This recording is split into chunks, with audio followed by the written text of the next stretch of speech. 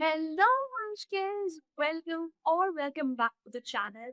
My name is Ocean and I am an English educator platform of Agatha.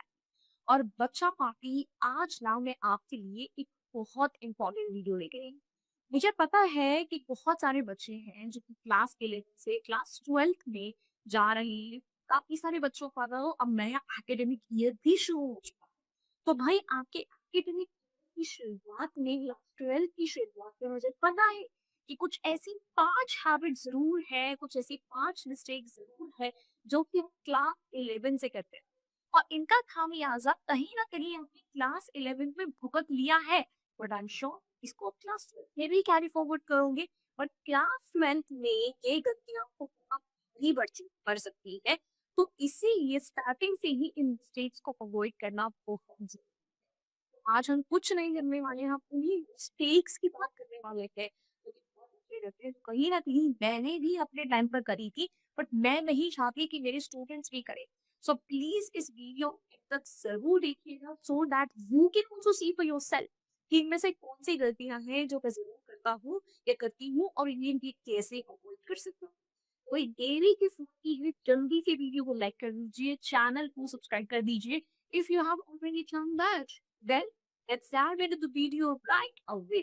तो भाई सबसे पहली और इम्पोर्टेंट बात क्या है कि अगर आप लोगों ने अभी भी ओशन आपको अकेडमी में फॉलो करना स्टार्ट नहीं करा तो ये तो सबसे बड़ी मिस्टेक है कि हम जिस तरीके से आपके लिए यूट्यूब पे फ्री ऑफ कॉस्ट क्लासेस लेते हैं उसी तरीके से एप्लीकेशन में भी बहुत सारी क्लासेस फ्री ऑफ कॉस्ट करना कुछ नहीं है, एप्लीकेशन डाउनलोड करके ट्यूशन को फॉलो कर लेना है। सो फटाफट go ahead and do that. इसके अलावा गाइस आप लोगों की क्लास 11 क्लास 12 इन सब के बैचेस हम कर चुके हैं लॉन्च। तो जो बच्चे अभी अभी क्लास 12 में आए हैं आपके English batches 23rd of March को लॉन्च हो चुके हैं।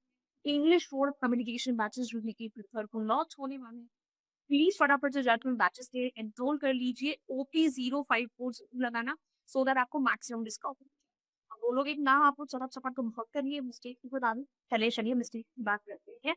The biggest mistake number 1 lack of time. तो ये एक बहुत बड़ी मिस्टेक है और आई थिंक ये बहुत बच्चे क्लास 11th में कर चुके हैं। जब बच्चे क्लास 10 से क्लास 11th में आते हैं ना, तो अचानक से इनके ऊपर प्रेशर, ठीक है, उनके ऊपर जो है बहुत ज़्यादा एकेडमिक बोझ, बहुत कुछ होता है। यानी क्यों क्यों basically need to study, number of subjects तो कम हो गए, पर उनका जो लेवल है वो इतना ज़्यादा एडवांस हो चुका है कि इनको समझने में बहुत देर लगती है, राइट?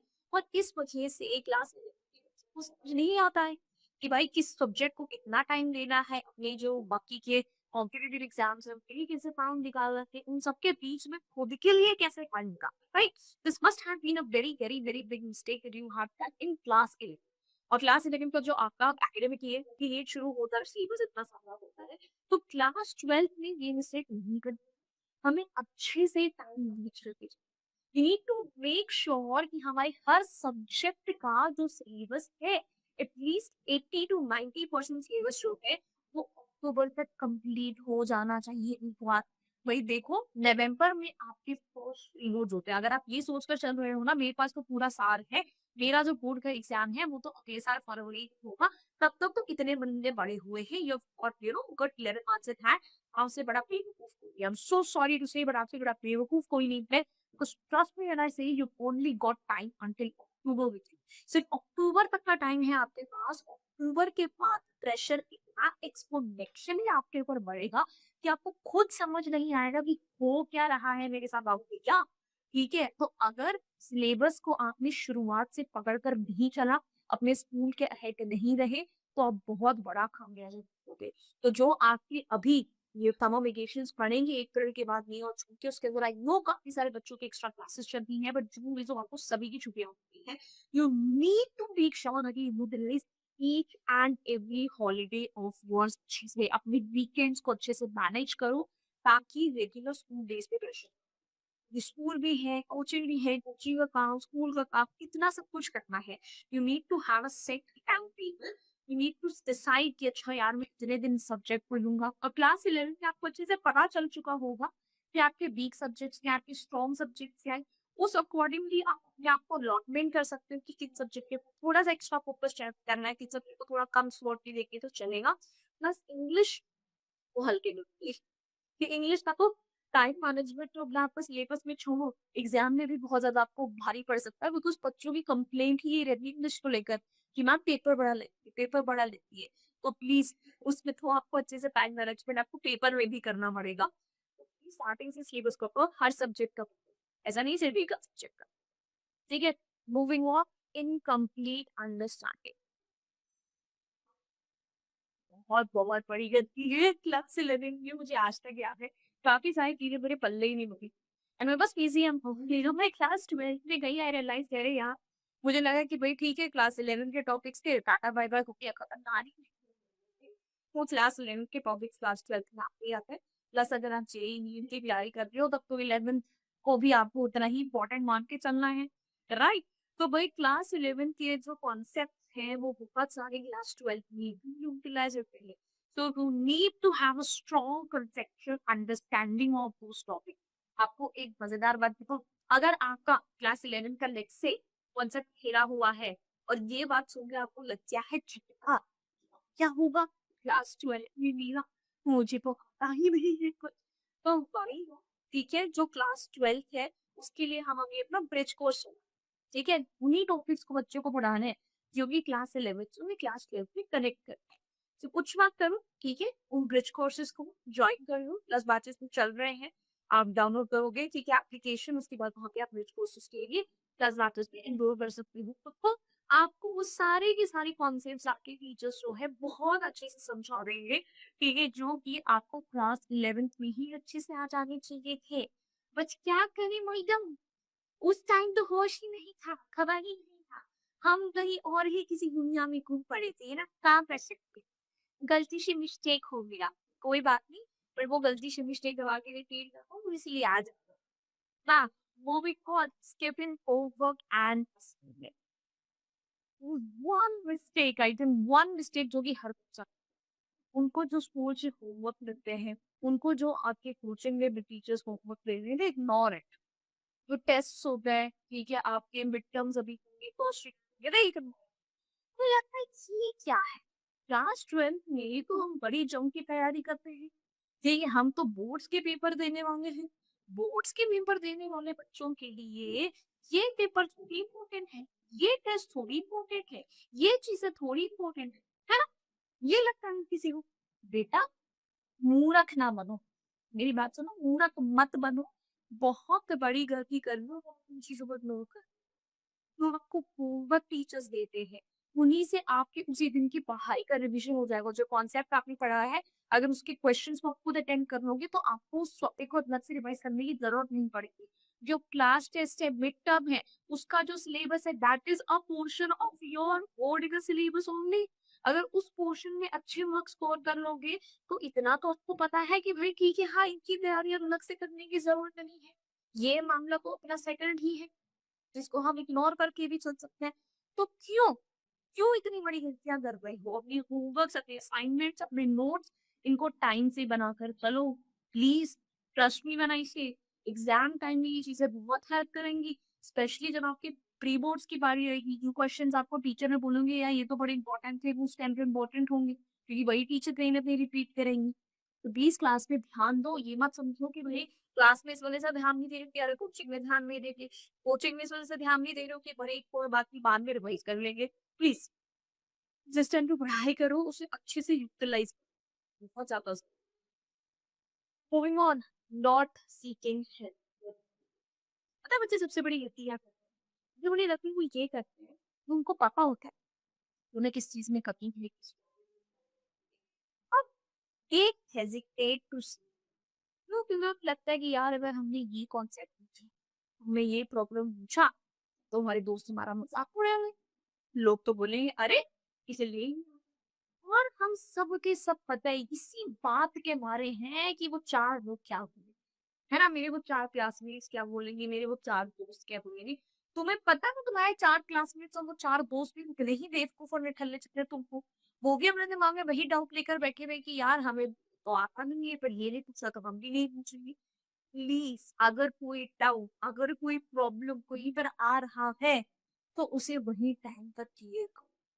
ये मत सोचो बाद में कर लूँगी। ये छोटे-छोटे डाउट्स जो हैं ये एक्यूमुलेट होते जाते हैं और यही छोटे-छोटे डाउट की वजह से बहुत सारे बच्चों को बड़े-बड़े कॉन्सेप्ट समझ में नहीं आते हैं।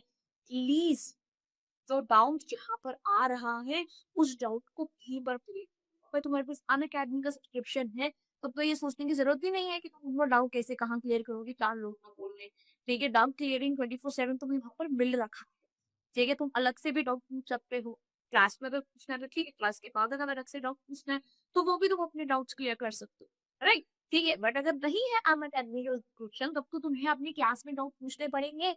ठीक है, तब तो हाँ, तुम ऑफलाइन कोचिंग में जाते हो, वहाँ पर डाउट पूछने पड़ेंगे और ये सोचे बिना पूछना कि भई यार वो क्या सोचेंगे, लोग क्या बोलेंगे? लोगों का काम यही वो इससे आगे बढ़ ही नहीं पाएँगे कुछ।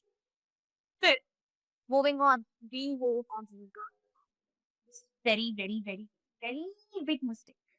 क्लास 12th में आके ना मुझे 2 ही कैटेगरी मोस्टली कैटेगरी के बच्चे होते हैं, जो कि अंडर कॉन्फिडेंट हम आते हैं जब ये जिनको लगता है वो कुछ करेंगे। दूसरे कैटेगरी के वो बच्चे होते हैं जिनको लगता है ये तो हमारे पापा का खेल है, ये तो हम ऐसे ही कर लेंगे, इसमें कोई बड़ी बात नहीं। और दोनों कैटेगरीज के बच्चे हमेशा पिसते हैं, हमेशा।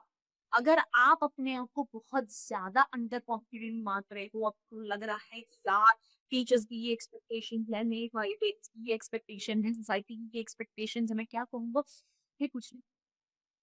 तुम्हारा गोल किसी की एक्सपेक्टेशंस पर खरे उतरना नहीं है।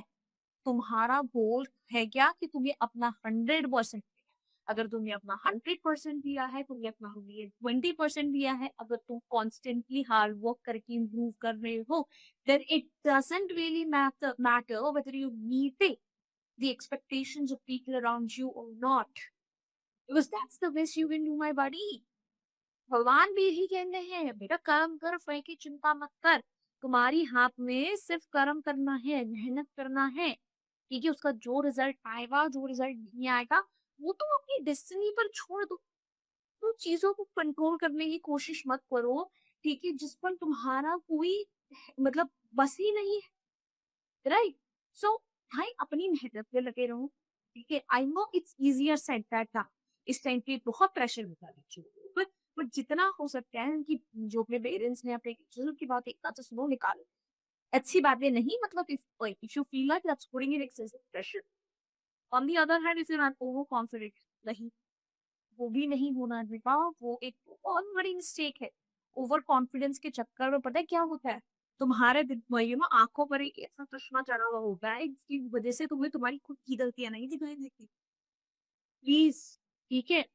Maintain a balance. खुद को हमेशा हर रोज़ सिर्फ हमें एक बात बोलनी है, मैं कर मैं कर लूँगा, पर उसको करने के लिए मैं बहुत मेहनत करूँगा। ठीक है? I am gonna work hard, I am gonna give my best and I am gonna be. कभी ये नहीं सोचना है कि मुझे तो सब हमेशा ये सोचना है कि मैं कुछ और सीख सकता हूँ।